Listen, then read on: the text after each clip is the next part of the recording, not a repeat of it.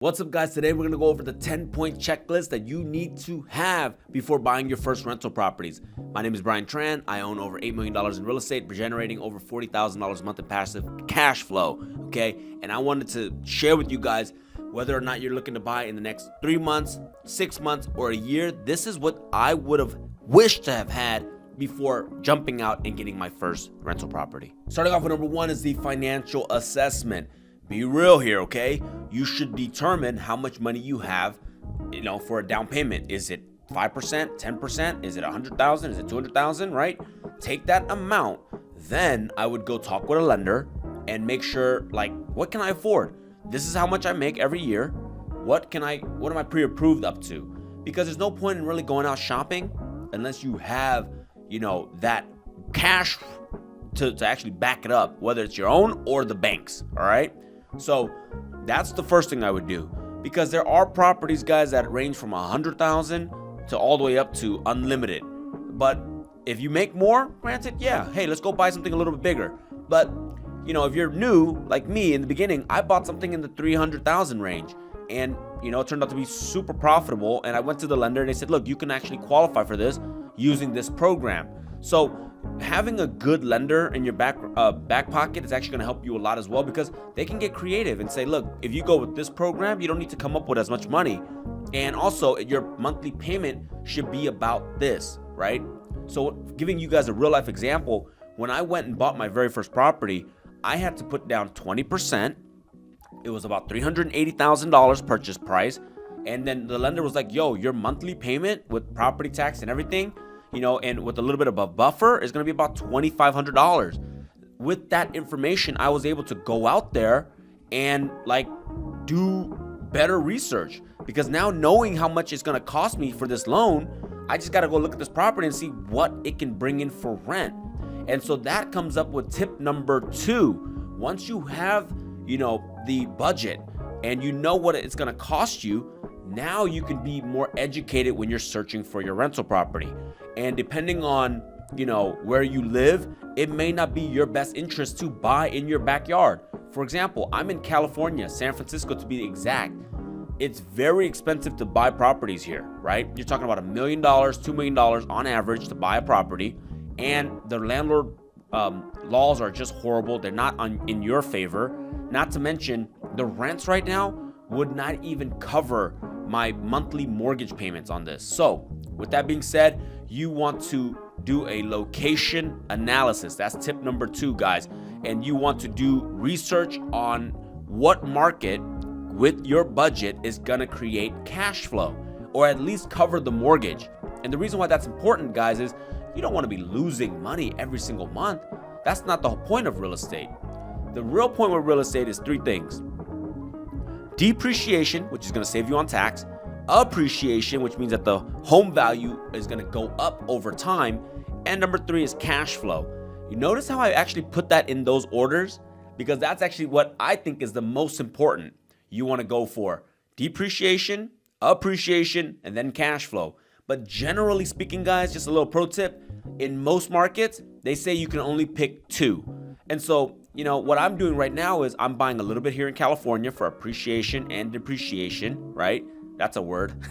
And then I'm buying things in Alabama for cash flow and depreciation.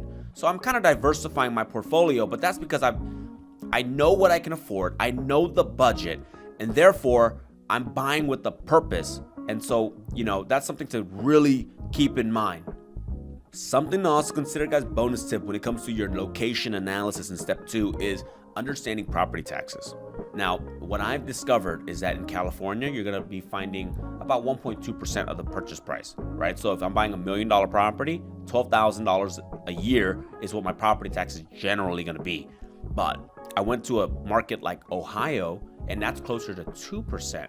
So even though the property values were $400,000, you're talking about $6,000 to $8,000 a year just in property taxes. So keep that in mind and add that into your expenses. Otherwise, you might actually get hit with an unexpected bill and go from positive cash flow to negative cash flow. Tip number 3, guys, now that you got the financing, you got the location you want to invest in, now you need to find a very good realtor or team of realtors. because they're going to be the boots on the ground looking for those deals.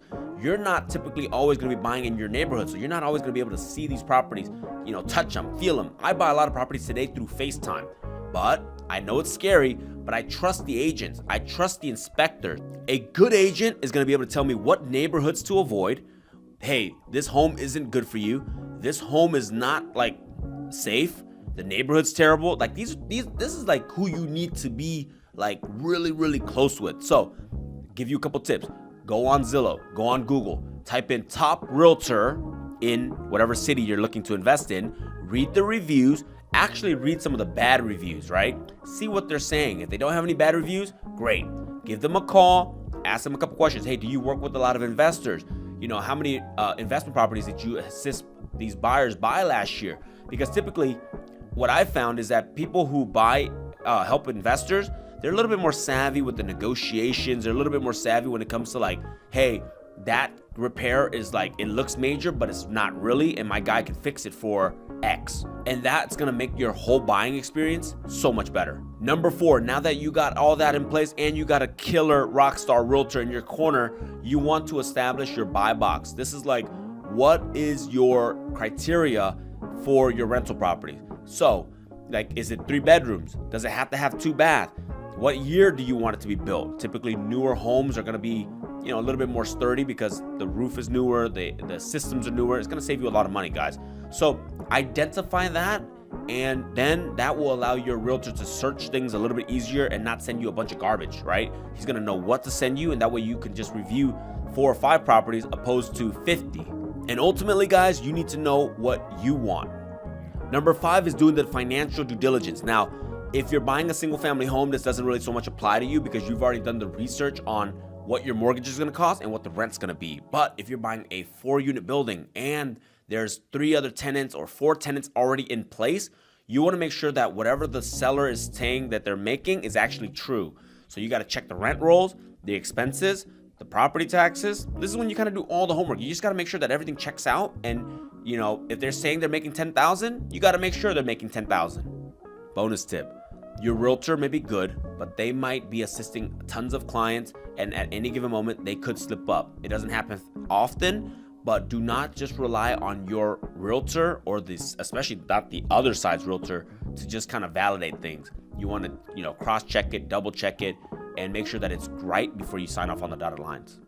Tip number 6, guys, especially if this is not in your backyard, you're buying something out of state or somewhere far away, you want to have a property manager. So you got to, the realtor is not the property manager. Just put that plain and simple.